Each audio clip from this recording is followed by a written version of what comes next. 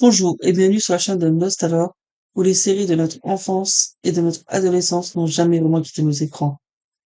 Si je vous dis une série avec 4 scientifiques geeks, tout le monde pensait qu'elle allait être un grand échec.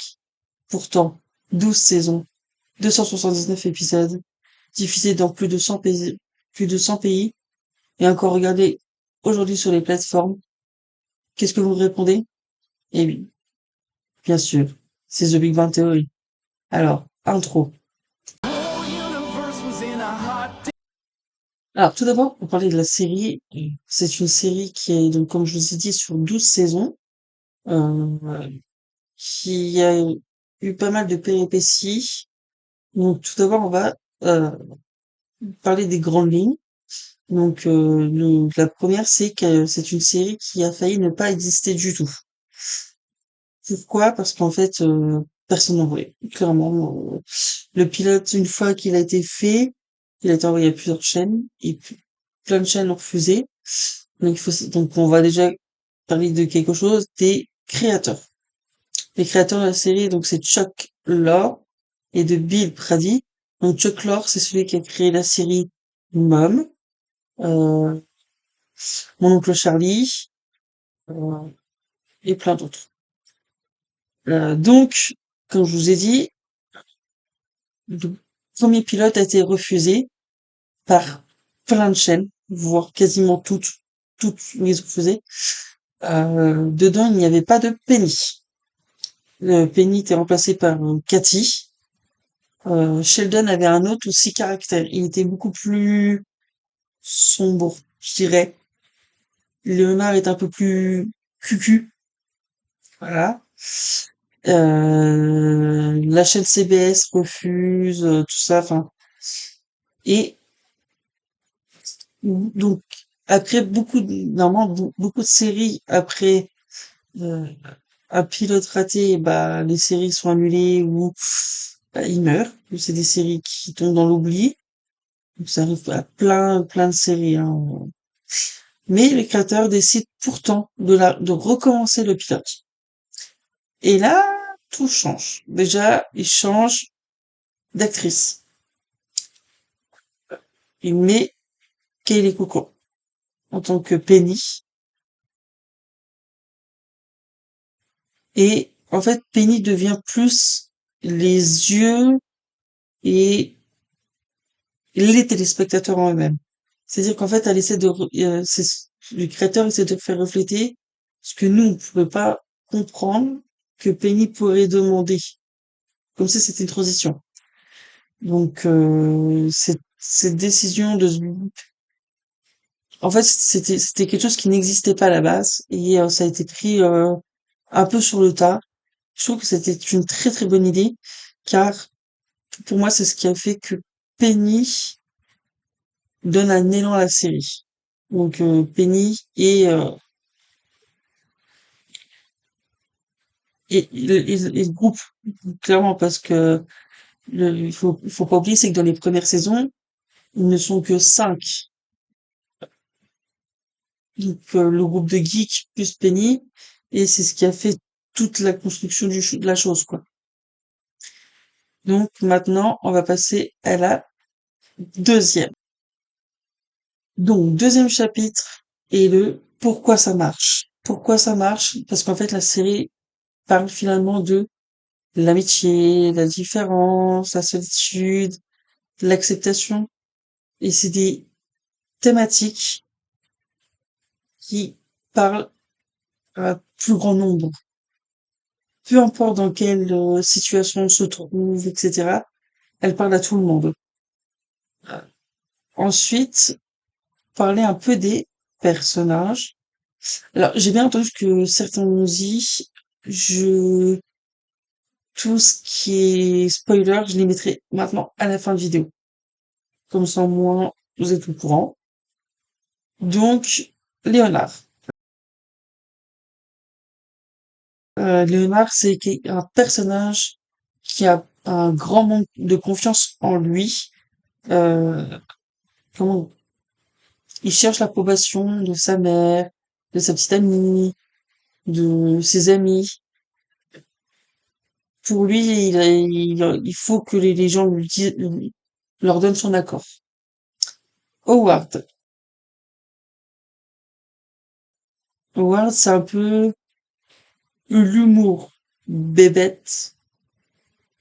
Disons que bah, il se sert de l'humour pour se faire exister, clairement.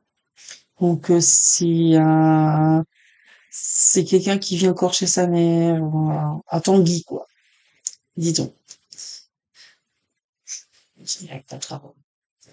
Euh, Raj est un mutisme sélectif, c'est-à-dire que il est incapable de parler aux femmes. Voilà. Donc ça, c'est typique des gens qui n'ont pas confiance en eux et qui sont impressionnés. Voilà. Il y en a qui sont impressionnés par la foule ou ce genre de choses, mais c'est pas les femmes. Donc, voilà. Et donc Sheldon, on va rentrer dans le plus gros package. Sheldon, lui, il faut qu'il ait ses routines, ses règles, son intelligence et, et je dirais sa plus grosse force de caractère, c'est ces petits tics qui font que ça lui fait sa petite personnalité. Mais on en reviendra plus tard, vous inquiétez pas.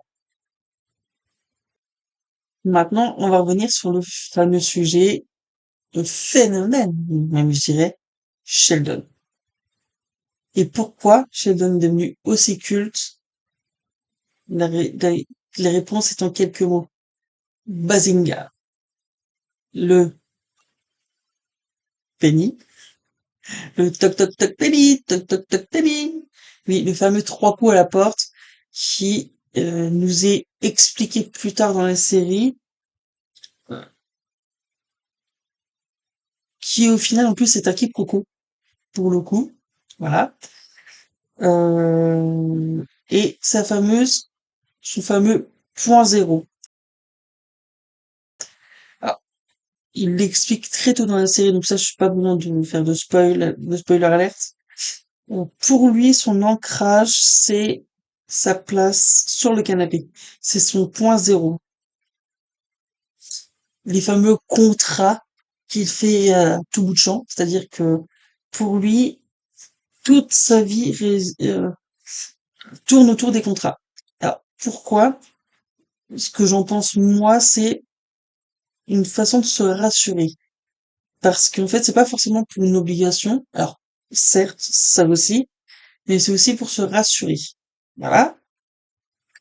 Il y a aussi le fameux doux chaton, adorable chaton, que du coup Penny va beaucoup le chanter dans la série, vous allez voir, c'est vraiment beaucoup. Mais bon, voilà. Et comme je vous le disais, les obsessions sur les règles. Pour lui, tout peut devenir une règle, c'est-à-dire les fameuses petits déjeuners, tel jour, chaque jour a un petit déjeuner différent, chaque jour il doit mettre un sous-vêtement différent, sinon ça va pas, les fameux t-shirts, et j'en passe et des meilleurs. Et puis surtout, faut pas oublier cet acteur extraordinaire qui est Jim Parsons. Cet acteur, de base, est quelqu'un enfin, il a quand même eu, grâce à cette série, il a eu 4 Emmy Awards du meilleur acteur et il est devenu clairement l'un des personnes, enfin, c'est le visage de la série avec Penny malgré tout parce que voilà. Et euh, personne ne pensait qu'un personnage pareil, surtout, qui pouvait être très agaçant parce que c'est quand même un personnage qui peut paraître extrêmement agaçant. euh, pour vous devenir aussi populaire. Enfin, il faut, et c'est vrai que le jeu de Jim, c'est un jeu, enfin, ça donne tout le relief aussi au personnage. Et ça, il faut pas l'oublier. Et bien sûr, mais ça je ne peux pas en parler, vous comprendrez pourquoi, toute la série, il cache ses sentiments, il n'est pas très vrai, jusqu'au dernier épisode. Et j'ai versé ma petite larme. Vous comprendrez pourquoi si vous regardez la série. Et je vous en parlerai peut-être plus tard dans la série pour dans la partie spoiler, où c'est très touchant. Maintenant, je vais vous parler de petites anecdotes. Voilà. Du c'est comme ça, vous savez. Tac, tac, tac. Voilà. Donc, est-ce que vous saviez que les tableaux qui contiennent des équations étaient de vraies équations? Ce ne sont pas des équations écrites à la volée. Non. Ce sont des choses qui sont réelles.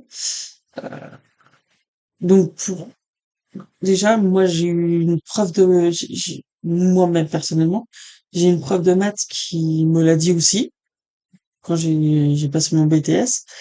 Donc, elle m'a dit qu'elle avait vu, qu'elle était fan de la série et du coup qu'elle avait vérifié et effectivement les équations étaient réelles. Et ensuite, il faut savoir c'est que c'est un véritable physicien. Le nom de la personne qui s'appelle David. Alors, je vais le lire parce que excusez-moi, mais son nom c'est très compliqué. Salzberg. Salzberg, qui vérifiait toutes les formules et qui en écrivait aussi parce que voilà. Donc, Jim Parsons ne connaissait presque rien à la physique avant la série. Des fois, il l'a dit dans plusieurs interviews, euh, il disait des mots, il savait absolument pas ce que ça voulait dire. Voilà. Pour lui, c'était d'une langue étrangère inconnue au bataillon. Donc, comme je vous ai dit, le canapé est quasiment toujours resté au même endroit pour la simple et bonne raison pour le fameux point zéro, parce qu'en fait, il fallait que ça soit le plus réaliste possible. Donc, à part dans certains épisodes où il y a des flashbacks du passé, ou dans le passé il n'y avait pas de canapé, chaque objet de l'appartement possède une place précise. Alors pour les plus grands fans, je pense qu'il y en aura, vous pouvez regarder les premiers 8 épisodes et les derniers, souvent, les objets sont les mêmes. Donc, il y a aussi le fameux épisode de, le centième épisode où Penny remet le même haut qu'elle avait dans le premier épisode, pour un petit clin d'œil.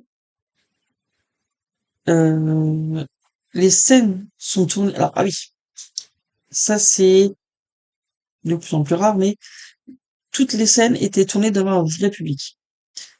Ah, je sais ce que vous allez dire, les fameux rires, nanana. Donc, je vais vous expliquer. Les rires étaient enregistrés avec quand c'était spontané, mais souvent ils étaient effacés en post-prod pour la simple et bonne raison, c'est qu'il fallait que ça soit des rires uniformes, tout simplement. Donc voilà. Euh, et si je devrais rajouter une anecdote, mais enfin dernière anecdote, il faut le savoir, c'est que Amy Farrah Fowler est une vraie doctorat en neurosciences. Elle a vraiment un doctorat. Ah, c'est la seule de tout le groupe. Euh, et même des fois, d'ailleurs, quand elle arrivait après dans les séries, souvent donner son avis sur les, comment ça s'appelle? Les équations, les termes appropriés, ce genre de choses, à l'aider les scénaristes à écrire des choses. Voilà. Il faut le savoir. Alors, maintenant, on va passer au cinquième chapitre, entre guillemets, qui est un succès mondial. Donc, je vais expliquer. La saison 1 était correcte. Donc, il y a mieux, mais elle était correcte. Mais dès la saison 3, ça a été une explosion. Donc entre 15 et 20 millions de téléspectateurs par épisode, et certains même dépassent les 20. Et pour comparer, donc pour le final de la série, alors c'est très rare d'ailleurs parce que souvent il y a une grosse chute en fin de série. Là, ça va. Ils étaient à 18,5 millions de téléspectateurs. Pour comparer, c'est l'équivalent de toute la population des Pays-Bas qui était devant la télévision. Pour comparer. Donc voilà. Donc comme je vous disais au tout début de vidéo, c'est diffusé dans 100 pays, traduit dans de nombreuses langues, hein, bien évidemment, diffusé encore aujourd'hui, donc sur des chaînes ou des plateformes. Donc bah il y a la France, l'Allemagne, le Royaume-Uni, l'Espagne, l'Italie, le Japon, le Brésil, l'Australie, et je crois que c'est des meilleurs. Euh, mais aujourd'hui on peut le retrouver surtout sur Netflix, HBO Max, Amazon Prime. Ah, Amazon Prime, selon certains pays. Je le précise, parce que dans la version normale, sans VPN ou quoi que ce soit. Alors, là maintenant, on va parler d'un petit sujet un tout petit peu plus abrupt, qui n'est autre que les salaires. Au début, alors, il n'y a pas de chiffre officiel.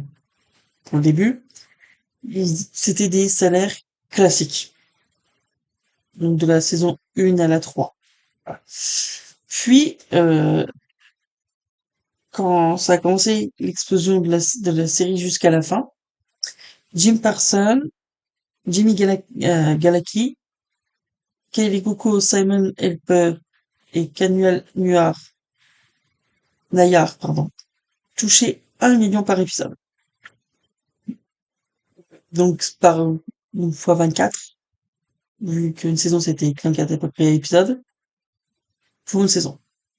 Donc, petite anecdote, il faut savoir que les acteurs ont accepté de réduire leur salaire à 900 000 euros par personne pour que Melissa Roach et Mayim Bialik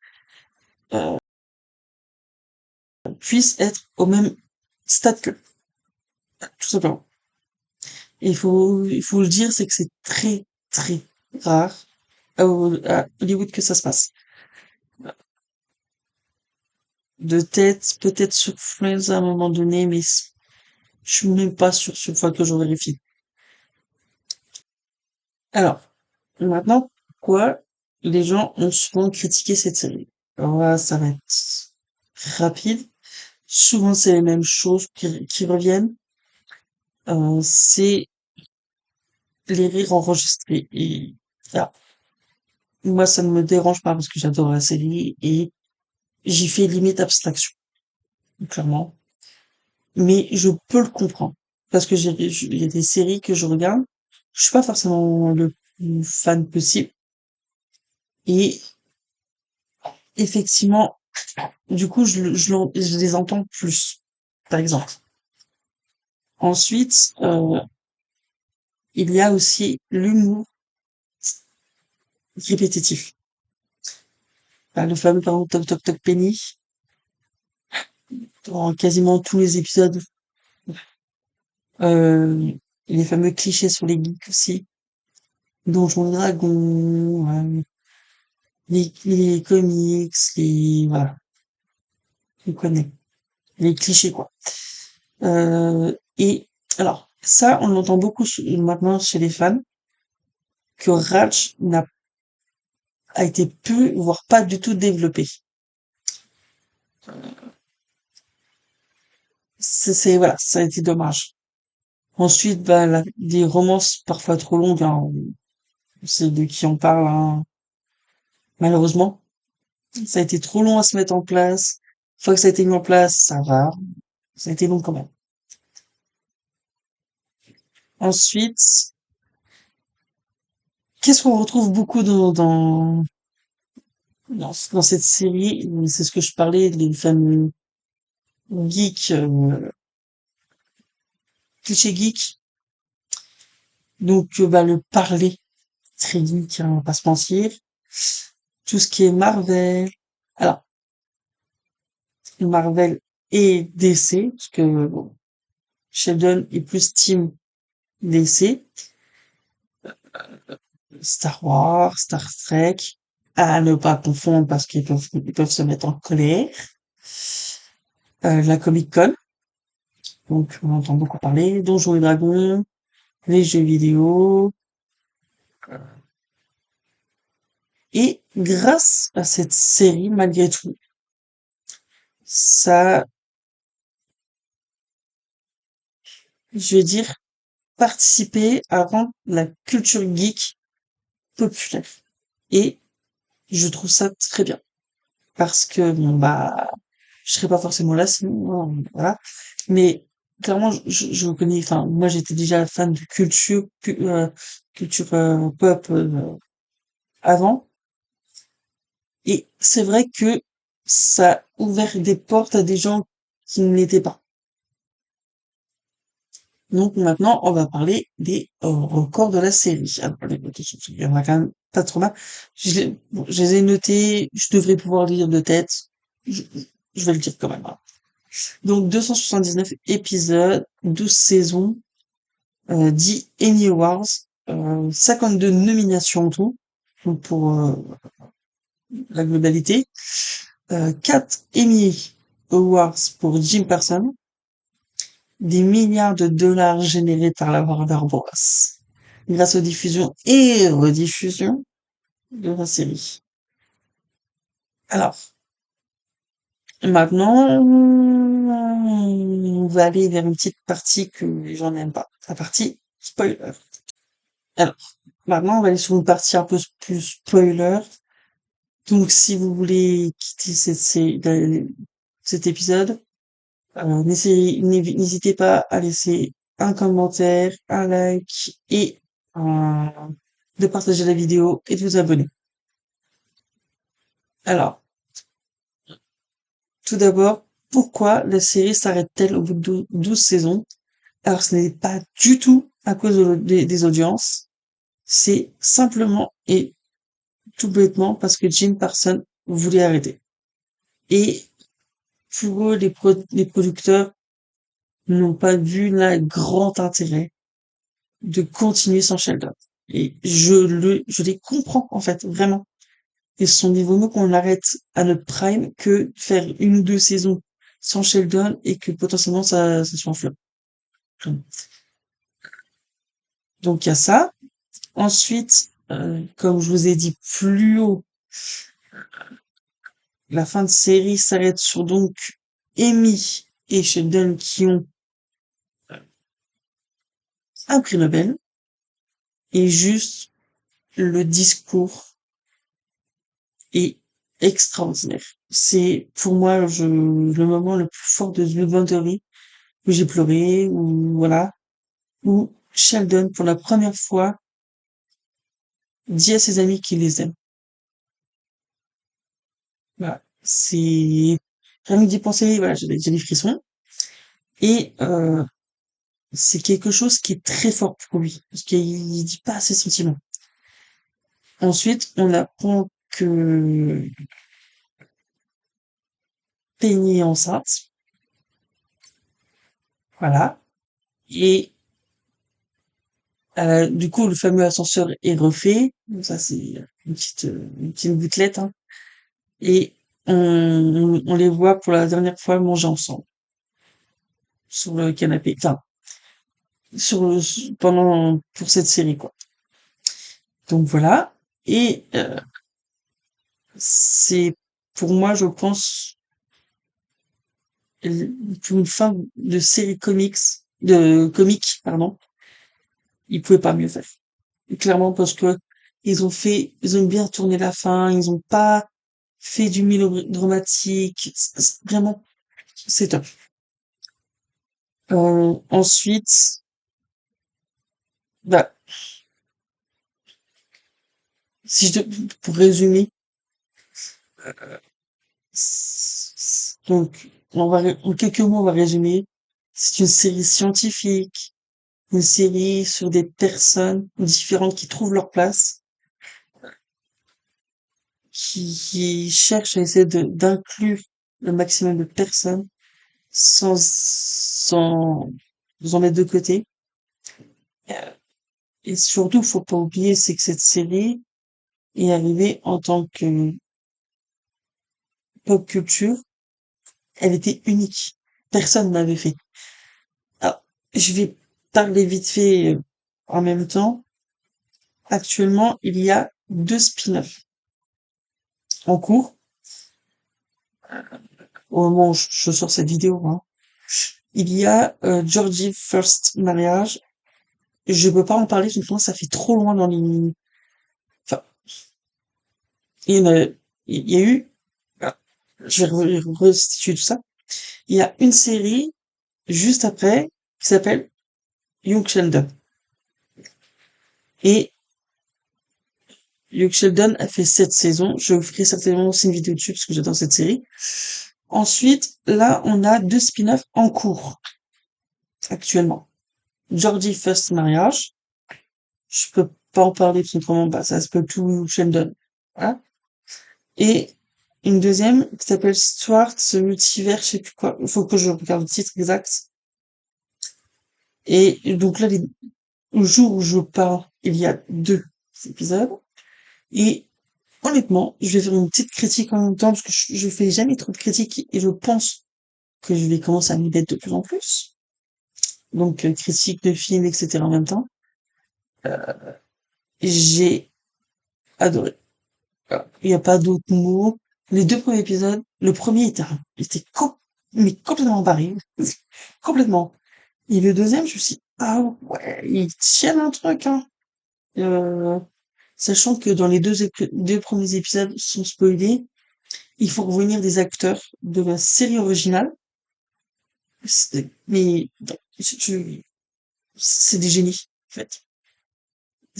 Ils les mettent pas là juste pour les mettre là, mais c'est des génies, en fait, juste. Voilà. Et j'ai hâte de voir ce que va faire l'avenir de cette série. On verra bien. Euh, Maintenant, je vais donner une note à cette série. Alors, je vous le dis, je suis tatoué à l'oreiller. Et un de mes tatouages, c'est, je sais pas si on va le voir. Alors, j'ai le logo de The Big Bang Theory, donc je peux pas, je suis très très mal placé pour, parce que du coup, je suis pas forcément objectif. Mais, il y a des choses qui ne vont pas. Donc, je mettrai un 9 sur 10. Voilà. Faut savoir, c'est que c'est ma Madeleine de Proust, hein. C'est avec ça que je m'endors beaucoup. Voilà. Euh, Maintenant, mon perso préféré,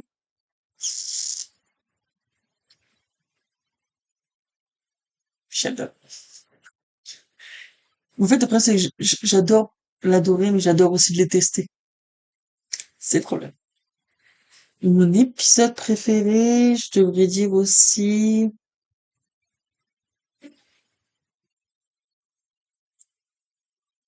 je sais. Et si Léonard n'avait pas vécu avec Sheldon. Voilà. Donc, qui est plus vers la fin déjà. Et pour moi, le meilleur moment, c'est juste en un seul mot. Bazinga. Dans la piscine à boules. Parce que tout était dit. Et vous répondez à ces questions. Quels sont vos personnages préférés, votre épisode préféré, votre meilleur moment aussi dans la série. Après, dans le meilleur moment aussi, il y a forcément la fin. Hein, oui, voilà. Tout ça, mettez-le en commentaire. N'hésitez pas. D'accord? Je serais ravi de vous lire, d'y répondre. Il n'y a pas de souci. Merci d'avoir suivi cette vidéo. Si elle vous a plu, n'hésitez pas à laisser un like, à vous abonner, à la partager, à mettre un commentaire. et activer la cloche et la partager à d'autres fans de nostalgie parce que la nostalgie s'arrête ici pour aujourd'hui, mais elle revient très vite. À bientôt.